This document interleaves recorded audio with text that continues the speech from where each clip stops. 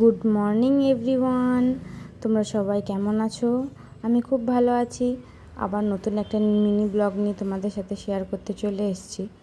তো সচরাচর সেদিনটাও সোমবার ছিল, অন্য অন্য দিন তো আমি ব্লগ করার টাইম পাই না।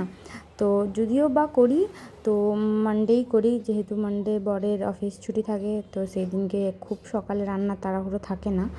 তাও সেদিনকেও সকাল সকাল উঠে সব কাজবাজ ভাগিয়েই চুল টুল বেঁধে নিয়েছিলাম, এরপর রান্নাতে যাব চলো। তো এই দেখো রান্নাঘরে চলে এসেছি আমি। তো প্রথমে এই যে ভাতটা বসিয়ে নেবো। প্রথমে চালটা ভালো করে ধুয়ে, যে দেখতেই পাচ্ছ ভাতটা বসিয়ে নিলাম।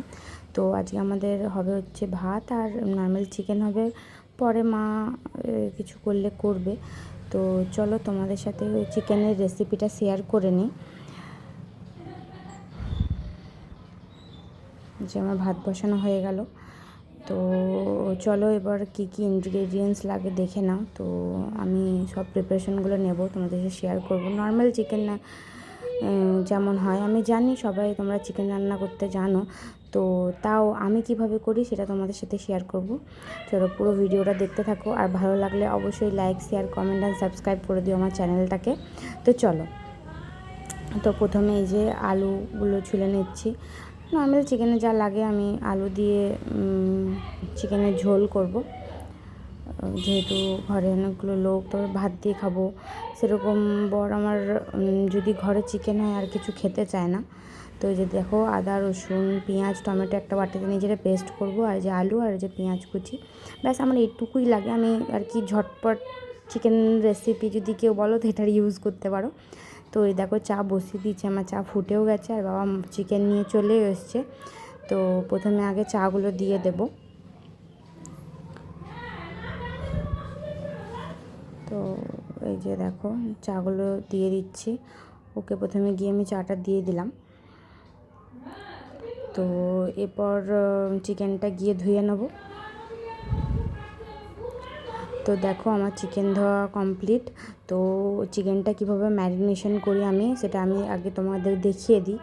তো সচরাচর বেসিক ঘরে যে মশলাগুলো থাকে, যেমন নুন, হলুদ, জিরে গুঁড়ো, ধনে গুঁড়ো, আমাদের তখন সেই টাইমে ধনে গুঁড়ো আমার কাছে ছিল না, আমি তাই দিইনি। তাই নর্মালি নুন, হলুদ, জিরে গুঁড়ো, মিট মশলা, তারপরে চিকেন মশলা, এগুলো আমি দিয়েছি। একটু চিকেন মশলার পরিমাণটা একটু বেশি পরিমাণে দিয়েছি আমি নর্মাল মশলাগুলোর থেকে। তো ভালো করে আগে সব রকম মশলাগুলো দিয়ে ভালো করে মাখিয়ে নিতে হবে। তো দেখে নাও। তো এই যে দেখো এটা চিকেন মশলাটা দিয়ে দিলাম ভালো করে। তো ভালো করে যে ম্যারিনেট করে নিলাম, দেখতেই পাচ্ছ। তো এরপর এই যে ভাত আমার ফুটে গেছে অলমোস্ট, এবার আদা রসুনটা পেস্ট করে নেব।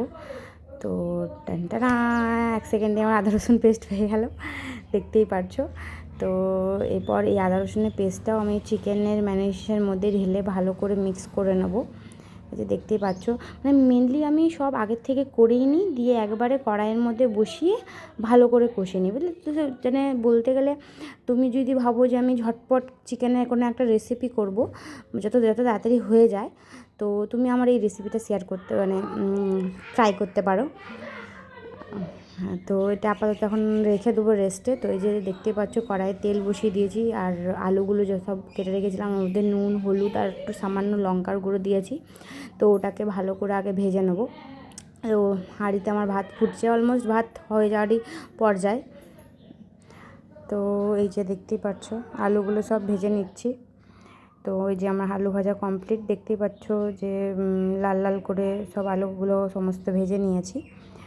তো এরপর আমি সামান্য একটু তেল দিলাম, কেননা আলুগুলো ভাজার পর তেলটা একটু কমে গেছিলো। আমি খুব একটা তেল দিয়ে রান্না করি না, তাও আজকে চিকেনে একটু মশলাটা বেশি হয়ে গেছিলো, আমার হাজব্যান্ড খাওয়ার সময় বলছিল। তো যেহেতু ওটা 2 দিন আগেকার ভিডিও, তো আমাদের খাওয়া দাওয়া হয়ে যাওয়ার পরে আমি ভিডিওটা ব্লগটা ছাড়ছি। তো ও খাওয়ার টাইম বলেছিলো যে মশলাটা একটু বেশি হয়ে গেছিলো, কিন্তু নর্মালি আমি তেল মশলা একটু কম দিয়েই রান্না করি। তো প্রথমে আমি একটু জিরে ফোড়ন দিয়ে দিলাম, দিয়ে পেঁয়াজ কুচি যেটুকু ছিল ওটা দিয়ে দিলাম, দেখতেই পাচ্ছ। তো ভালো করে আগে পেঁয়াজটাকে ভেজে নেব একটু লাল লাল করে।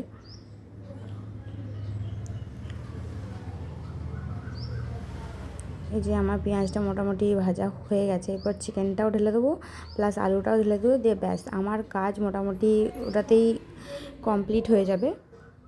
এই যে দেখতেই পাচ্ছ চিকেনটা প্রথমে ঢেলে দিলাম, এই আলুগুলো সমস্ত ঢেলে দিলাম, ব্যাস।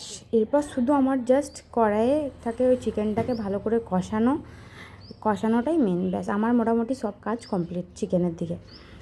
তো এই দেখো মোটামুটি দিয়ে দিলাম। এবার আমরা চিকেন থেকে জল ছাড়বে, নর্মাল চিকেনটা অর্ধেক ওই নিজের জল থেকে সেদ্ধ হয়ে যাবে, তো আমি এখন ঢাকা দিয়ে কষাতে ছেড়ে দেবো।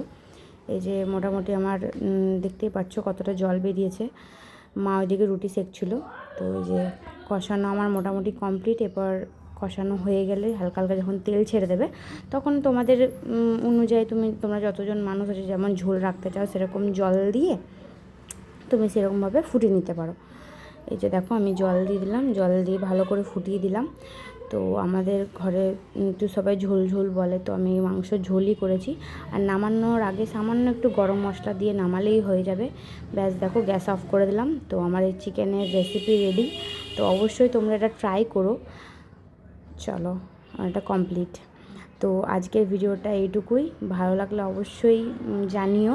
তো এবার আমি চান টান করতে যাব, দিয়ে দেখা হচ্ছে নেক্সট ব্লগে। টাটা।